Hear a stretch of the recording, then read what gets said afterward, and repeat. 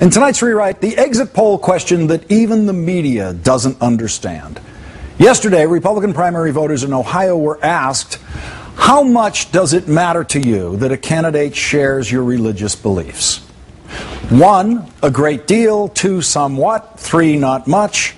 And 4, not at all. Now, in Afghanistan, you could expect 100% of voters to choose a great deal. In a country that has separation of church and state as a founding ideal, you would hope that 100% of voters would choose not at all. Unfortunately, that is not the answer we got from Ohio Republican voters last night. Only 18% of them got that one right.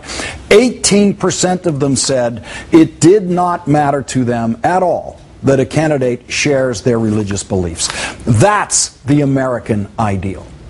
Sadly, over 80% of Ohio Republican voters last night registered varying degrees of agreement with the Taliban on this one. 29% of them said it matters a great deal to them that a candidate shares their religious beliefs. Another 33% said it matters somewhat. Another 19% said not much, doesn't matter much. That's over 80% of Republican voters in Ohio saying that a candidate sharing their religious beliefs matters to them to varying degrees. Now, if you find yourself thinking that the 19% who picked not much aren't very far from the American ideal, imagine if that question had been, how much does it matter to you that a candidate shares your racial identity? What if, in that group of 96% white voters, 19% had said, not much. Doesn't matter to me much if the person isn't the same race as I am. Not much. Some would say that not much is not good enough. Not a good enough answer to that question.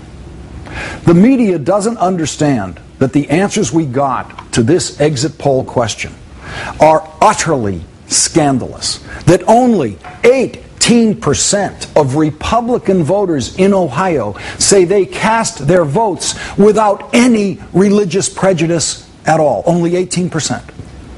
The media and exit poll analysts are only interested in which candidates did these people vote for. And so they're willing to tell you that Mitt Romney lost badly among the 29% who cared about the religion of the candidate the most. And as you can see here, Mitt Romney won among the candidates who say they didn't care at all about religious beliefs. What you see there is a chart of American religious bigotry. There it is. But there's no headline today anywhere in America saying religious bigotry rampant among Ohio Republicans. Because after decades of politicization of religion, the media now considers it perfectly reasonable for all candidates to have to discuss their religious beliefs in campaigns and answer questions about them. And all candidates in both parties now constantly traffic in religious pandering. A thoughtful prayer life, and one that genuinely is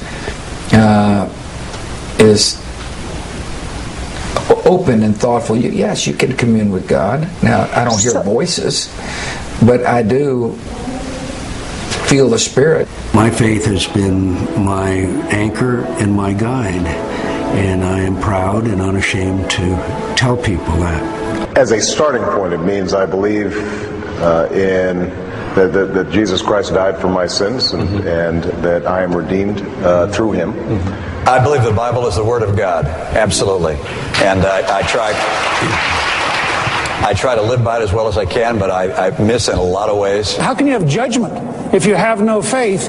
And how can I trust you with power if you don't pray? No candidate for president has ever said what I would like to hear a candidate for president say about religion.